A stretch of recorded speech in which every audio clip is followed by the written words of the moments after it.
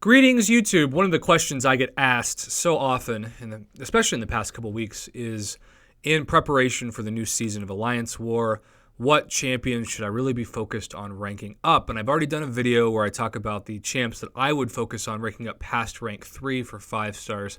But there are quite a few champs that are a great argument for champs that maybe I wouldn't put at rank 4 first, but maybe if you do, you want. A couple that come to mind, certainly Morningstar is one of the most heavily debated champs, and it's hard to argue because she has both value on offense and defense.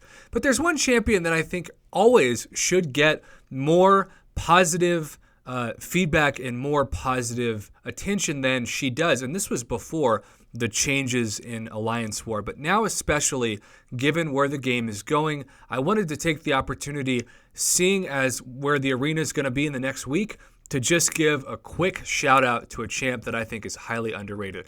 I have been very underwhelmed by Venom the Duck. I thought it was a stupid idea to put this champion in the game in the first place. We already have Venom that just got buffed. We have Howard the Duck who could easily use a buff. This champion looks stupid. It looked lazy, and I have not been impressed at all. And I'm sure there's going to be people who comment, "Oh, Prof, if you knew how to use Venom the Duck, you'd know he's amazing." Yeah, well, my point in my channel is to be objective, and I'm not just going to worship the ground that Kabam walks on every time they put out a champ, especially one that looks very overrated. I saw this champion in action in New York City, was very underwhelmed, and I think he's incredibly easy to defeat on defense. Someone that was a gift for epic difficulty this month. I just laughed as I beat him every single time, and I am not the best at this game by any means. But I'm saying this to say it might be tempting, since he's a new champion, he's the new shiny champion of the week, to go for this guy. While if you scroll down, you can see that the 4-star basic this time is Nebula. And Nebula is amazing.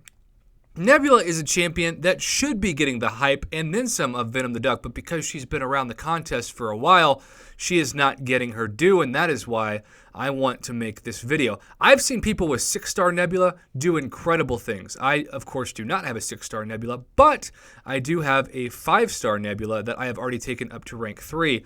And one thing that I just want to say is so good about her, besides, of course, the double immunity, is the fact that if you hold your block and you charge up those shock charges and then you parry or do a number of things to really activate that, that is going to be a game changer with the added attack bonus of Alliance War on offense. And I also just want to say, she's not the easiest champ to defeat with regeneration at your disposal, especially on certain nodes like a higher regeneration rate node for Alliance War defense.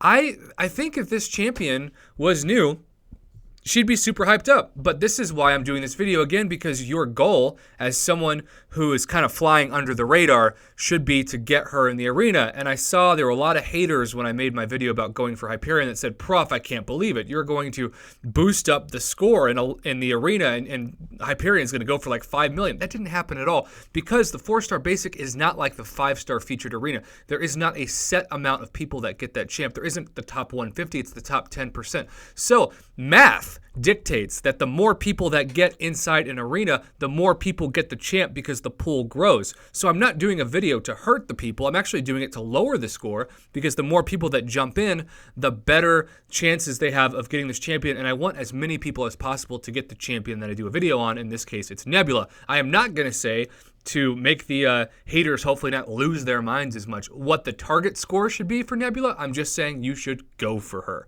There are going to be a lot of people out there who do have target scores, and you can listen to them. But my point is, if you don't have Nebula, especially as a 4-star, and you're kind of an intermediate player that still uses 4 stars and maybe wants to rank up certain champs to rank 5, you would be dumb not to try to get your hands on Nebula, and if possible, to actually go for her twice in order to awaken her. But yes, I also want to point out that she has great synergies with Star-Lord. Drax used to be a bigger deal, but of course with his silent nerf, which still gets on my nerves, taking away the Mordo Astro Evade especially, he has not been a champion that has gone up. And then of course with the bleed damage being taken away from Alliance Wars meta in the next season, he has even less value. But only Korg, as we know it, is immune to shock. You can even shock Iceman. So Nebula on offense always has such incredible utility, and she is only getting even better. That electroshock passive charge is fantastic. It's so much fun to play too, right? I want to really encourage people to play with champs that are fun to play. That's why when I talked about Spidey Gwen being ranked up to 565 last night, I just wanted to give the person props, because if they have fun playing with that champion, there's no reason why they shouldn't rank them up, even past Blade or Magic or whoever else the talking heads like myself tend to tell you to rank up. Screw us. We don't know. We don't know what we're talking about. Have fun with the people that you want to have fun playing with. So yeah, just go for this champion. That's all I can say. She is amazing. She is fun to play with. She has so many values, even on lanes like Biohazard. And when in doubt, you want to have a roster that's diverse.